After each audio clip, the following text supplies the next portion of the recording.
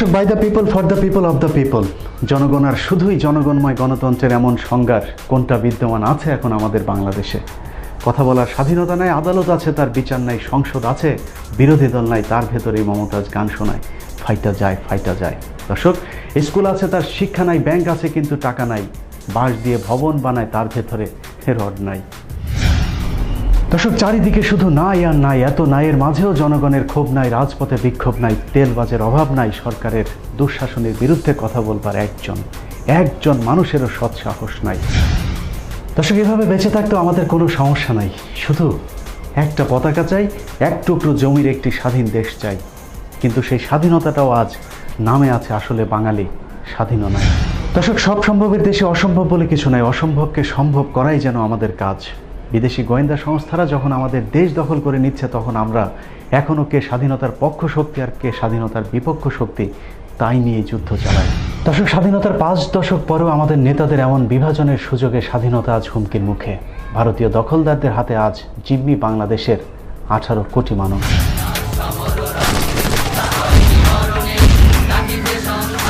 1971 বাংলাদেশ স্বাধীন হলো, কিন্তু আমাদের অজান্তেই আমরা অধীন হয়ে গেলাম আরেকটি দখলদারের। বাঙালি পেয়েছে নামে মাত্র স্বাধীনতা, ভারত পেয়েছে স্বামীহারা এক সুন্দরী বধূ। বাংলাদেশ নামক সেই স্বামীহারা বউকে স্বীকৃতি না দিলেও সুযোগ মতো চলেছে পরকীয়া। 71-এর যুদ্ধটা বাঙালির জন্য স্বাধীনতার হলেও ভারতের জন্য ছিল পাকিস্তানকে দুর্বল করবার। পশ্চিম থেকে পূর্ব পাকিস্তানকে আলাদা করার পেছনে প্রধান উদ্দেশ্য ছিল বাংলাদেশকে লুটে পুটে খাওয়ার। বাংলাদেশ মাথা উঁচু করে দাঁড়াক, এটা ভারত কখনোই চায়নি। লুটপাট শুরু হয় একেবারে 16 ডিসেম্বর থেকেই। রেসকোর্স ময়দানে পাকিস্তানি বাহিনীর জমা দেওয়া সব অস্ত্র নিয়ে যায় ভারত। যুদ্ধ বিধ্বস্ত বাংলাদেশকে পাঠানো বিভিন্ন দেশের সহায়তাও আত্মসাৎ করে ভারত নামক এই চোর রাষ্ট্রটি। ব্রিটিশ আমলে বাংলাদেশের বিভিন্ন জায়গায় পুঁতে রাখা মূল্যবান পিলারগুলো সে সময়টাতে চুরি করে ভারতীয় চোরের বাচ্চা চোরেরা। ভারত সবচেয়ে নিকৃষ্ট খেলাটি করে যুদ্ধ শেষ হবার ঠিক অন্তিম মুহূর্তে। বুদ্ধিজীবী দিবস হিসাবে যে দিবসটি আমরা পালন করি, সেই হত্যাকাণ্ডের সাথে ভারত প্রত্যক্ষ এবং পরোক্ষভাবে জড়িত, যার প্রমাণ চলচ্চিত্রকার জহির রায়হানের হত্যাকাণ্ড। বাংলাদেশ থেকে দেধারসে লুটপাট করার গোপন তথ্য ফাঁস হবার ভয়েই খুন করা হয় তাদেরকে। জহির রায়হান নিখোঁজ হয়েছিলেন দেশ স্বাধীনের পরে। তাকে দিয়েই সম্ভবত বাংলাদেশে ভারতের গুম পর্বের সূচনা হয়। জহির রায়হানের পরিবারের দাবি অনেক স্পর্শকাতর কিছু বিষয় নিয়ে কাজ করছিলেন তিনি, যার তথ্যগুলো বের হলে ভারত এবং বাংলাদেশি অনেক নামধারী মুক্তিযোদ্ধাদের কুকর্মের রূপ মানুষ জানতে পারত, যে কারণেই তাকে গুম করা হয়েছে। আমরা তো এই কথা সেই যুদ্ধের পর থেকেই বলে আসতেছি। ওনাকে ধরে নিয়ে যাওয়ার সময় প্রতিবেশী একজন দেখেছিল। উনি বলছিলেন যে ওনারা একজন নাকি আরেকজনকে বলতেছে জল খাবারের কথা। জল খাবার তো আর মুসলমানরা বলে না, তাই না? আমরা জানতেও পারলাম না ওনার আসলে কি হয়েছিল।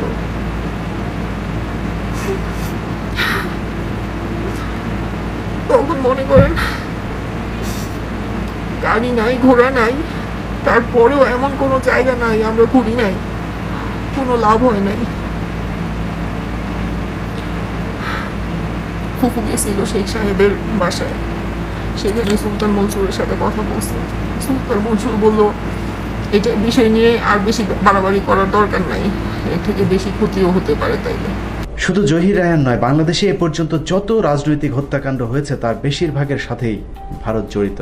বঙ্গবন্ধু শহীদ জিয়া, জামায়াত নেতা সহ সব হত্যাকাণ্ডে ভারতের কুমতলব রয়েছে।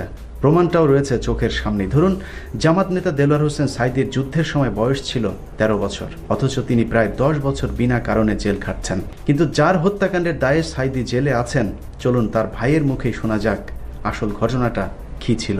আমার ভাই বগলা ভেঙেছে 5টা জন লোক একত্র করিয়ে বলেশ্বর নদীর ঘাটে নিয়ে গুলি করে। সেখানে সাঈদী সাহেব ছিলেন না, সে যথেষ্ট ভালো লোক ছিলেন। মিথ্যা কথা তারা বলার জন্য চেষ্টা করছে, বলছে সাঈদী সাহেব ছিল এই কথা বলবো। আমি বলছিলাম আমি বলতে পারবো না, আমি মিথ্যা যারা আমি দেখিনি আমার বাড়ি, কিভাবে আমি বলবো আমি যে এই যারে আমি না দেখছি আমার বাড়ি যারে আমি কোনোদিন মিথ্যা কথা বলতে না, কোনোদিন মিথ্যা কথা বলতে পারবো না। সুখরঞ্জন বালিকে জোর করে আওয়ামী লীগ আদালতে আনতে না পারলেও আসামি পক্ষ অর্থাৎ সাইদি সাহেবের পক্ষে তিনি সাক্ষী দিতে গিয়েছিলেন।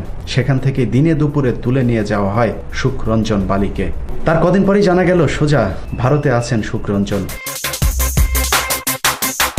এখন প্রশ্ন হলো, তাকে গুম করলেন বাংলাদেশের বাহিনী, কিন্তু পাওয়া গেল ভারতীয় বাহিনীর হাতে।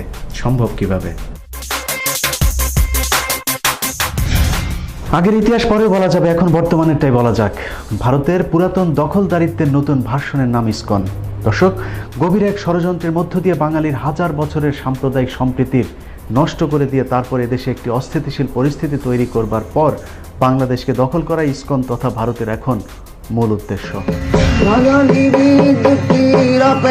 ইসকন পুরো অর্থ হলো elaboration international society for Krishna consciousness. Sanskrit ভাষায় সংগঠনটির স্লোগান হলো নির্জীবন করো আজই সকল ভুবন, বাংলায় যার অর্থ দ্বারায় সারা পৃথিবীকে করো মুসলমান মুক্ত। ইসকনের প্রধান কার্যালয় ভারতের নদিয়া জেলার মায়াপুরে হলেও এটি 1966 সালে প্রতিষ্ঠিত হয় যুক্তরাষ্ট্রের নিউ ইয়র্কে। 1966 সালে অভয় চরণাবিন্দ ভক্তি বেদান্ত স্বামী প্রভুপাদ চরমপন্থী এই সংগঠনটির প্রতিষ্ঠাতা একজন হিন্দু ধর্মাবলম্বী হলেও জানা যায় তিনি অন্য একটি ধর্ম দ্বারা প্রভাবিত ছিলেন। বাংলাদেশে ইসকনের প্রধান কার্যালয় ঢাকার স্বামীবাগে।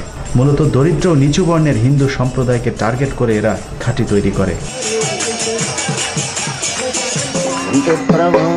যেমন ঢাকার স্বামীবাগে এদের প্রধান কার্যালয়টি অবস্থিত রাজধানীর সবচেয়ে বড় হরিজন সম্প্রদায়কে ঘিরে, যা মেথরপট্টি নামে পরিচিত।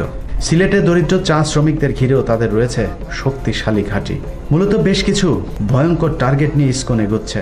তাদের চক্রান্ত বাস্তবায়নের একেবারে শেষ পর্যায়ে রয়েছে। বেশ কিছু আলামত দেখলে বোঝা যাবে কতদূর এগিয়েছে ইসকন নামক বাঙালির যমদূত।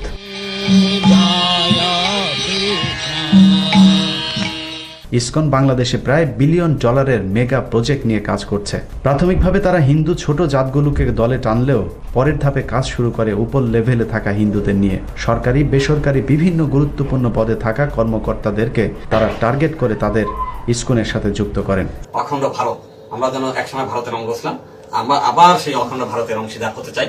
ইসকন এসব কর্মকর্তাদের কাছে প্রথমেই যে প্রস্তাব পত্রটি নিয়ে যায় তার একটি কপি এখন 15 মিনিটসের হাতে। ঢাকা সিটি কর্পোরেশনে কর্মরত এক হিন্দু কর্মকর্তার পকেট থেকে ভুলবশত পড়ে যাওয়া সেই প্রস্তাব পত্রটির প্রতিটি লাইন যেন বাংলাদেশি মুসলমানদের জন্য এক একটি বজ্রপাতের মতো।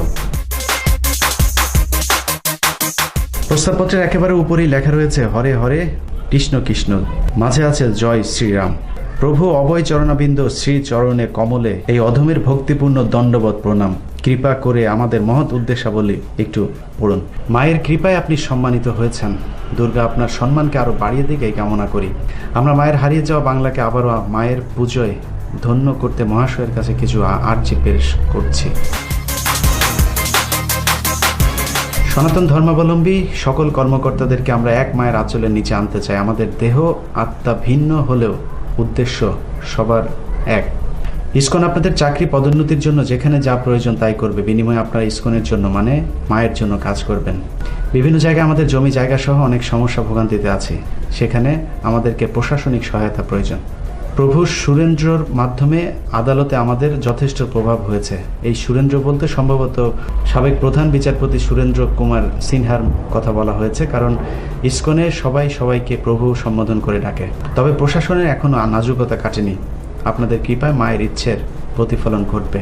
ইসকনের সাথে কাজ করার বিনিময়ে আপনাদের স্কেল অনুযায়ী মাসে 60% বাড়তি বেতন পাবেন, যা আমাদের চুক্তিতে আবদ্ধ হবার পরের মাস থেকেই শুরু হবে। চুক্তির অন্যতম শর্ত এই বিষয়টি কোনো মুসলমানের সাথে জানানো যাবে না, কারণ জগতে তারাই আমাদের একমাত্র শত্রু। তাদের কারণেই আমাদের ধর্ম আজ হুমকির মুখে। আমরা প্রথমে কিছুটা নমনীয়ভাবে মুসলমানদেরকে ভগবানের স্বর্গীয় বাণী শোনাবো। ধীরে ধীরে কঠোর হতে থাকবে অবাধ্য লোকজনের প্রতি।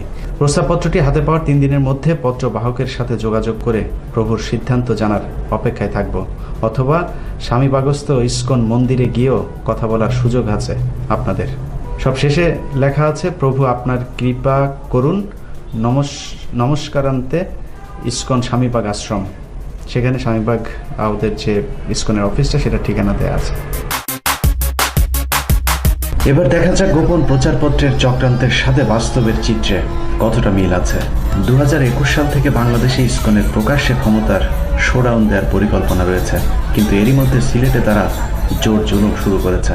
কাজলশাহ জামে মসজিদে জুমার নামাজের সময় ইসকন ও হরে কৃষ্ণ আন্দোলনের লোকজন লাউড স্পিকারে বাদ্যযন্ত্র বাজিয়ে ইচ্ছাকৃতভাবে নামাজকে বাধাগ্রস্ত করে। এর প্রেক্ষিতে মুসলমানরা প্রতিবাদ জানালে পুলিশ এসে উল্টো মুসল্লিদের উপর গুলি বর্ষণ করে।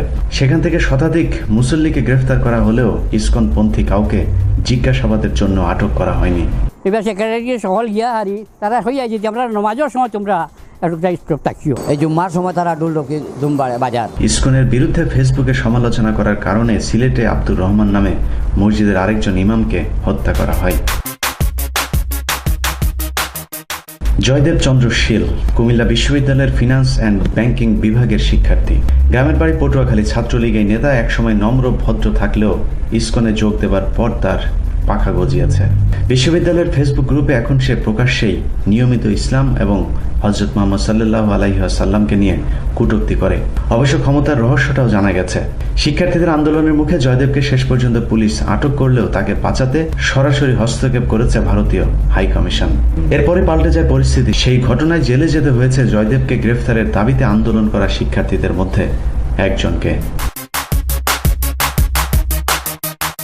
আমাকে জিজ্ঞাসাবাদ করছে যে তুমি এই কাজটা করছো কিনা, তখন আমি বলছি যে এই কাজটা স্যার আমি করি নাই, আমার বিরুদ্ধে এটা একটা ষড়যন্ত্র, মানে আমি আমার নিরাপত্তার জন্য আমি থানায় আসছি, এটা বুঝছি যে আমি আপনাদের কাছে আমার নিরাপত্তা চাই। তারপরেই ডিবির হেফাজতে আমাকে রাখলো ওই 19 তারিখ বিকাল, সম্ভবত 19 তারিখ বিকাল বেলা। তো আমাকে রেখে তারা আমার মোবাইল টোবাইল নিয়ে গেল, ওই সময় নিয়ে অনেক কিছু আমার আইডি থেকে নিল। নেওয়ার পরে সন্ধ্যার সময় দেখি আমি ওনাদের সাথে ওই দিন ইফতার করছিলাম, রোজা রাখছিলাম। রাখার পরে ওনারা আমাকে জিজ্ঞাসাবাদ করলো। ওইখানে সন্ধ্যার পরে দেখে আমাকে ডিবির কাস্টডিতে ঢুকাই দিচ্ছে। কাস্টডি দেওয়ার পরে আমি মানে একবারে হতভম্ব হয়ে গেছি যে আমি আমার নিরাপত্তা চাইতে আইসা আমাকে কেন কাস্টডিতে দেওয়া হলো। চট্টগ্রাম সহ দেশের বিভিন্ন জায়গায় স্কুলের শিক্ষার্থীদের হিজাব পরতে বাধা দিচ্ছে ইসকনপন্থী শিক্ষকেরা। মুসলমানদের এই দেশে হিজাব পরবার জন্য আদালত পর্যন্ত যেতে হচ্ছে মুসলমানদেরকেই। নারী শিক্ষার্থীদের মুসলমানদের ধর্মীয় পোশাক যেমন বোরখা পরার কারণে বিভিন্ন স্কুল এবং কলেজে হয়রানির বিভিন্ন নিউজ বিভিন্ন সময় পত্রপত্রিকায় এসেছে। এসব খবরের প্রেক্ষিতে 21 অ্যানেক্স কোর্টে বিচারপতি মঈনুল ইসলাম চৌধুরী এবং মোহাম্মদ আশরাফুল কামালের গঠিত বেঞ্চে শুনানি শেষে মহামান্য হাইকোর্ট থেকে রুল প্রদান করা হয়েছে এই মর্মে যে এই সমস্ত ঘটনার বিরুদ্ধে কেন প্রশাসনিক ব্যবস্থা গ্রহণ করা হবে না এবং তাদেরকে ধর্মীয় পোশাক পরতে বাধা দেওয়াকে কেন আইনগত কর্তৃত্ব বহির্ভূত তথা বেআইনি ঘোষণা করা হবে না, এই মর্মে 4 সপ্তাহের রুল জারি করা হয়েছে।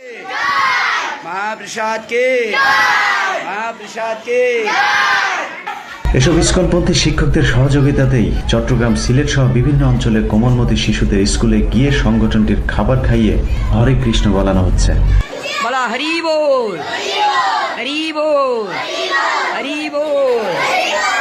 90% মুসলমানের দেশে মাত্র 2 দিন আগে ব্রাহ্মণবাড়িয়াতে একটি মসজিদে আগুন ধরিয়ে দেওয়া হয়েছে। এখনো কি ঘুমিয়ে থাকবে বাংলাদেশের মুসলমানেরা? ইসকনের মূল শক্তি হচ্ছে ভারত যে ইসকনের সাথে সরাসরি জড়িত তার জানানো দিচ্ছে প্রকাশ্যেই। সিলেটে ইসকনের ভবন উদ্বোধন অনুষ্ঠানে ভারতীয় হাই কমিশনার নিজে উপস্থিত ছিলেন মাত্র কদিন আগেই। এদিকে দিল্লির দাপটে বাঙালি হিন্দুরাও এখন খোয়াব দেখছে বাংলাদেশকে ভারতের অঙ্গরাজ্য বানাবার। যাদেরকে আমরা এতদিন আপন ভাইয়ের মতো দেখেছি তারাও এখন প্রকাশ্যে হুঙ্কার দিচ্ছে বাংলাদেশের স্বাধীনতার বিরুদ্ধে। আমরা বাংলাদেশি হিন্দুরা কতটা কষ্টে আছি সেটা কারোর বোঝানোর ক্ষমতা নেই যে আমরা কতটা কষ্টে আছি। একমাত্র ভরসায় বেঁচে আছি হিন্দুস্থানের, যে হিন্দুস্থানে আবার হিন্দুত্ব আসবে, আবার রামরাজ্য আসবে, যখন আমরা শান্তিতে বাঁচতে পারবো। জয় শ্রীরাম, বন্দে মাতরম। বাংলাদেশ থেকে সুমন বসু। দর্শক, আমাদের রাজনৈতিক দলের নেতাদের ক্ষমতার লোভ আর নিজেদের মধ্যে হানাহানির সুযোগে এরই মধ্যে বাংলাদেশের অর্ধেকটা দখল হয়ে গেছে।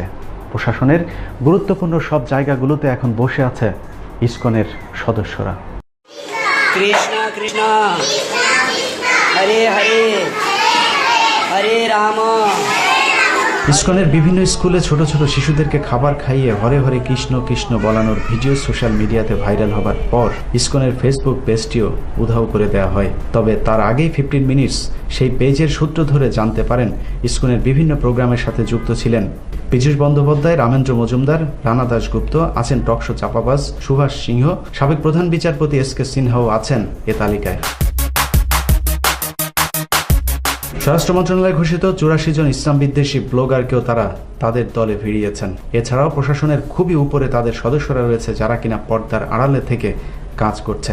তারা ইসকন সদস্যদের যে কোনো প্রশাসনিক সমস্যায় দ্রুত ঝাঁপিয়ে পড়েন, আর এদের সবার পেছনে আছে মোদি তথা তার দেশ ভারত। মূলত সরকারের নীরবতা আর ভারতের ছত্র ছায়ায় সারা দেশে বজ্র গতিতে বাড়ছে ইসকনের কার্যক্রম। 15 মিনিটসের কাছে আসা তথ্য অনুযায়ী এরই মধ্যে দেশের শতাধিক জেলায় তাদের শক্ত ঘাঁটি তৈরি করছে। সেসব ঘাঁটিগুলোর ঠিকানা সহই আমরা বলছি, প্রশাসন চাইলে সেটা খোঁজ খবর নিয়ে দেখতে পারেন।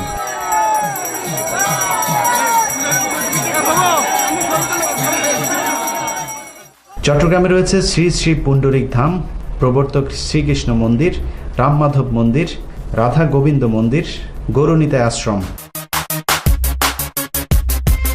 পার্বত্য জেলা বান্দরবনে আছে রাধা গিরিধারী মন্দির, কক্সবাজারে আছেন রমদর মন্দির, পার্বত্য জেলা রাঙামাটিতে আছে রাসবিহারী মন্দির, খাগড়াছড়িতে তাদের আরেকটি মন্দির রয়েছে যার নাম বঙ্কু বিহারী মন্দির। ফেনীতে আছে বংশীধারী মন্দির, চৌমোহনী নোয়াখালীতে আছে নিতাই মন্দির, সন্দ্বীপে আছে জগন্নাথ মন্দির, হবিগঞ্জ চাঁদপুরে আছে কৃষ্ণজিউ মন্দির, কুমিল্লার মন্দিরটির নাম জগন্নাথ মন্দির, ব্রাহ্মণবাড়িয়াতেও রয়েছে রাধা মাধব মন্দির। ইসকন স্বামীবাগ আশ্রম নামের স্বামীবাগ রোডের যে মন্দিরটি আছে সেটি তাদের প্রধান কার্যালয়। ঢাকার অন্য মন্দিরটির নাম রাধা গোবিন্দ জিউ মন্দির, যেটি ওয়ারিতে অবস্থিত। রাধা গোবিন্দ মন্দির টাঙ্গাইলে, জগন্নাথ মন্দির নরসিংদীতে, ফরিদপুরে রাধা গোবিন্দ মন্দির, রাধাকান্ত মন্দির ঢাকার আরেকটি মন্দিরের নাম। সাভারে রয়েছে কানাইলাল জিউ মন্দির। মাননীয় প্রধানমন্ত্রী এলাকা গোপালগঞ্জের পাচুরিয়াতে শ্রী শ্রী রাধা কৃষ্ণ মন্দির নামে যে মন্দিরটি আছে সেটার ব্যাপকতা আরও বিশাল। সেই মন্দিরের পাশের রাস্তাটির নামকরণও করা হয়েছে ইসকন মন্দির রোড নামে। শ্রী শ্রী রাধা গোবিন্দ মন্দিরটি রয়েছে নারায়ণগঞ্জে, রাজবাড়িতে আছে গোপীনাথ মন্দির, মাদারীপুর সদরে আছে গিরিধারী মন্দির, রাধা মাধব মন্দির রয়েছে সিলেটে, সুনামগঞ্জে আছে গোপাল জিউ ইসকন মন্দির। সুনামগঞ্জে রাধা মাধব মন্দির নামে আরেকটি মন্দির রয়েছে, রাধা মদন গোপাল জিউ মন্দিরটি রয়েছে সুনামগঞ্জে। মৌলভীবাজারে আছে বৃদ্ধাশ্রম ইসকন মন্দির, নৃসিংহ মন্দিরটি রয়েছে হবিগঞ্জে। মৌলভীবাজারের আরেকটি মন্দিরের নাম নিতাই জিউ মন্দির। রংপুরে আছে রাধা মদন মোহন মন্দির। কুড়িগ্রামের মন্দিরটির নাম জগন্নাথ নামহট্ট মন্দির। ঠাকুরগাঁয়েরটির নাম গোপীনাথ মন্দির। ঠাকুরগাঁয়ে আরেকটি মন্দির রয়েছে যার নাম ভক্তি বেদান্ত সংস্কৃত কলেজ মন্দির। দিনাজপুরে আছে রাধা গোবিন্দ জিউ মন্দির। দিনাজপুরে আরেকটি মন্দিরের নাম জগন্নাথ মন্দির ইসকন। রাধাকৃষ্ণ মন্দিরটি আছে দিনাজপুরে। লালমনিরহাটে আছে গিরিধারী জিউ মন্দির। রাধা মাধব মন্দির ময়মনসিংহে। শেরপুরে আছে জিউ মন্দির। নেত্রকোনাতে জগন্নাথ মন্দির। যশোরের অভয়নগরে আছে সনাতন স্মৃতি তীর্থ ইসকন। রাধা মাধব মন্দির নামে মন্দিরটি রয়েছে খুলনাতে। যশোরের আরেকটি মন্দির রয়েছে পাকিজাতে যার নাম গৌরনিতাই মন্দির। আশাশুনি সাতক্ষীরাতে আছে রাধা গোবিন্দ মন্দির। কুষ্টিয়ায় আছে শ্যামল সুন্দর মন্দির। তালা সাতক্ষীরার আরেকটি মন্দিরের নাম জগন্নাথ মন্দির। বগুড়ার পালপাড়াতে আনন্দ আশ্রম জিউ মন্দির বগুড়ার আরেকটি ইসকন কার্যালয়ের নাম। রেশমপট্টি ঘোড়ামারা রাজশাহীতে আছে রাধা মাধব মন্দির। শেরপুর বগুড়ায় আছে গোবিন্দ জিউ মন্দির। বিএম কলেজ বরিশালে আছে শ্যাম সুন্দর মন্দির। পিরোজপুরেও তাদের ইসকন মন্দির নামে একটি কার্যালয় রয়েছে। পটুয়াখালীতে আছে ইসকন বৌদ্ধিক মন্দির। এই লম্বা হিসেবের বাইরেও আরো কত মন্দির তাদের অধীনে নিয়ন্ত্রণে থেকে কাজ করছে তা সরকারেরই ভালো জানার কথা। দর্শক, অজ্ঞাত কারণে সরকারের প্রথম পছন্দ ভারতীয় এসব এজেন্টরা। রাষ্ট্রের এত গুরুত্বপূর্ণ এত বড় বড় পদে এসব এজেন্টদেরকে বসানো হয়েছে, সেখান থেকে তাদেরকে টেনে নামাতে গেলে গদি লোভীদের গদি নিয়ে টানাটানি বাঁধতে পারে। মাত্র কদিন আগে আমাদের 15 মিনিটসের প্রচারিত ভিডিওটির কথা নিশ্চয়ই আপনাদের মনে আছে, যেখানে তুলে ধরা হয়েছিল ভারতীয় দালালদের কিভাবে সরকার বিভিন্ন গুরুত্বপূর্ণ জায়গায় বসিয়েছে। সেটা ছিল একটি আংশিক চিত্র মাত্র। পুলিশ, সেনাবাহিনী, আদালত, সচিবালয় এমন কোনো জায়গা নেই যেখানে তাদের আধিপত্য নেই। কিন্তু আওয়ামী লীগের দুধ কলায় পোষা সাপ এখন আওয়ামী লীগকেই দংশন করছে। Sir, I am from Bangladesh, and here is the 37 million the Hindu, Buddhist, and Christian are disappeared. American president ট্রাম্পের কাছে প্রিয়া সাহার মিথ্যে অভিযোগে প্রিয়া শুধু বাংলাদেশের মুসলমানদের বিরুদ্ধেই নালিশ করেনি, সেই নালিশটা সরকারের বিরুদ্ধেও ছিল। Always they are getting the political shelter. Always. ইসকনের সাথে তার কোনো সম্পৃক্ততা আছে কিনা সেটা পরিষ্কারভাবে জানতে পারিনি, তবে প্রিয়া বালা ওরফে প্রিয়া সাহার সাথে ভারতের যোগাযোগটা যে খুবই শক্ত সেটা বোঝাই যাচ্ছে। ইসকনের ভীষণ অনুযায়ী 2021 সালের মধ্যেই বাংলাদেশ হবে হিন্দুস্তানের অঙ্গরাজ্য। প্রিয়া যে ট্রাম্পের কাছে নালিশ করেছে তা একটু গভীরভাবে দেখলেই বোঝা যায় সেই চক্রান্তের ডালপালা কতটা গভীরে পৌঁছেছে। I have lost my home. They burned my home. They taken my land. প্রিয়া বলেছে তার বাড়িঘর পোড়ানো হয়েছে, ঘটনা কিন্তু সত্য। কদিন আগেই তার বাড়িতে আগুন দেওয়া হয়েছে, সেটার আবার মানববন্ধনও করেছে তার লোকজন। ট্রাম্পের কাছে নালিশে তার সেই বিষয়টিও ছিল, কিন্তু আসলেই তার বাড়ি কারা পুড়িয়েছে সেটা তার প্রতিবেশী হিন্দুদের কাছেই শোনা যাক। মুসলিম ফান্ডামেন্টালিস্ট গ্রুপ। তাদের লোকজনে পোড়াইছে তার ঘর। মুসলিম ফান্ডামেন্টালিস্ট গ্রুপ। তাদের লোকজনে পোড়াইছে তার ঘর। মুসলিম ফান্ডামেন্টালিস্ট গ্রুপ। তাদের লোকজনে পোড়াইছে তার ঘর। তাদের ঘর তারা পোড়াইয়া এইখানে অন্য অন্য মুসলমানের বিরুদ্ধে, অন্য হিন্দুদের বিরুদ্ধে এই মিথ্যা প্রবচনা দিয়া আজ আমেরিকা যে ভাষণ দিচ্ছে, গন্ডগোল করে কোনো কায়দা না পারে ওরা নিজেদের ঘর নিজেরাই পোড়াইছে। তার ঘর না, তার ভাইয়ের ঘর, ভাঙা একটা ঘর। কার নীতিতে প্রিয়বালা কেন এই সমস্ত করতেছে? বিদেশে যাইয়ে বাড়ির ভিতর দিয়ে খুলনা বরিশালের ল্যান্ড সীমানা করছে, রেকর্ডের সম্পত্তির ভিতর দিয়ে করছে। এই হচ্ছে মূল ঝামেলা। We don't want to leave our country. Just help us to stay. আরো বলা হচ্ছে সে নাকি দেশেই থাকতে পারছে না, অথচ তার স্বামী একজন প্রথম শ্রেণীর সরকারি কর্মকর্তা। দুদকের ধান্দাবাজি টাকায় 2 মেয়েকেও পড়াচ্ছেন যুক্তরাষ্ট্রে। বাংলাদেশের কতজন মুসলমানের পক্ষে সেটা সম্ভব? বর্তমান সরকারের সময় হিন্দুদেরকে ঢালাওভাবে পদোন্নতি দিয়ে বসানো হয়েছে রাষ্ট্রের সব গুরুত্বপূর্ণ পদে। তারপরেও প্রিয়া বালাদের সরকারকে নিয়ে এই ষড়যন্ত্র কেন? কি চায় প্রিয়া নামক এই ভারতীয় এজেন্টরা? No judgment yet taken place. একজন সাবেক বিশেষ বাহিনীর কর্মকর্তার দাবি আরো ভয়ঙ্কর বিপদ অপেক্ষা করছে আমাদের সামনে। ইসকনের বিষয়টা আমরা জানি আগে থেকে, কিন্তু কিছু বলার নেই। দেখো আমার বিষয়টাই দেখো, আমার চাকরি ছিল আরো প্রায় 6.5 বছর, আমাকে থাকতে দেওয়া হয়নি। আমি যেদিন সেই অফিস করেছি, অফিসারদের চোখে পানি টলমল করেছে, কিছু বলতে চাই কিন্তু কিছু বলার শক্তি নেই। তুমি যে কথাগুলো বলছো সেগুলো ঠিক, কিন্তু ভারত এখনই বাংলাদেশ দখলে নেবে এটা ঠিক না।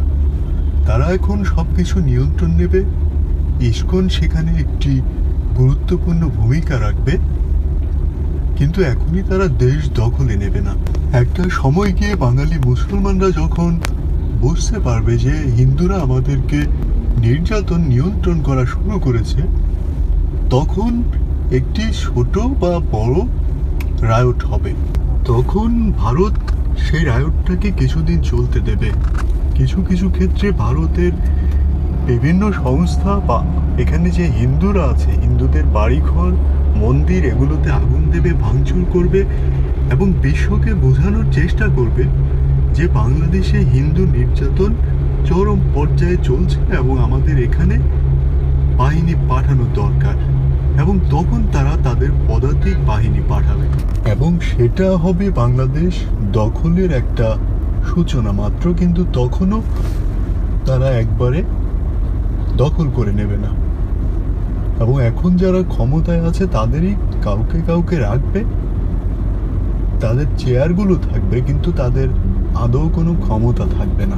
বিডিআর হত্যাকাণ্ড, ইসকনের আবির্ভাব, প্রিয়াবালার বাড়ি পোড়ানো, গত মাসে শাহরিয়ার কবিরের যুক্তরাষ্ট্র সফর, বাংলাদেশে বিভিন্ন হিন্দুদের ভারতকে বাংলাদেশ দখল করে নেওয়ার আহ্বান এবং ভারতের বিভিন্ন মুখ্যমন্ত্রীদের অবিভক্ত বাংলার দাবি, প্রিয়াবালার ঘটনার পর বাংলাদেশি হিন্দুদের বিতর্কিত লেখালেখি, এসবই ভারতীয় বাহিনীকে বাংলাদেশে ঢুকানোর একটি পায়তারা মাত্র।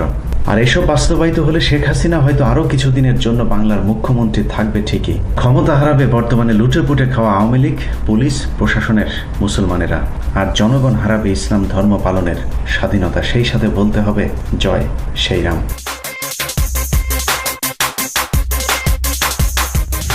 এভাবে সরকারের পালিত কালসাপ সরকারকে একদিন দংশন করবে। ভারত বিশ্বে জর্জরিত সরকার একদিন ছটফট করতে থাকবে বাঁচবার জন্য, কিন্তু সেদিন বাঁচার সব রাস্তা বন্ধ হয়ে যাবে সরকার তথা আমাদের 18 কোটি মানুষের। দর্শক, এবার আপনাকে বলছি জি, আপনি যদি সত্যের প্রতি দায়বদ্ধ থাকেন তাহলে যুক্ত হতে পারেন আমাদের সাথে মিথ্যের বিরুদ্ধে সত্যের যুদ্ধে, অধর্মের সাথে ধর্মের যুদ্ধে, অপসংস্কৃতির সাথে সংস্কৃতির যুদ্ধে। আজ যাচ্ছি, দেখা হবে ইনশাল্লাহ আগামী কোনো পর্বে 15 মিনিটসের সাথে। আল্লাহ হাফেজ।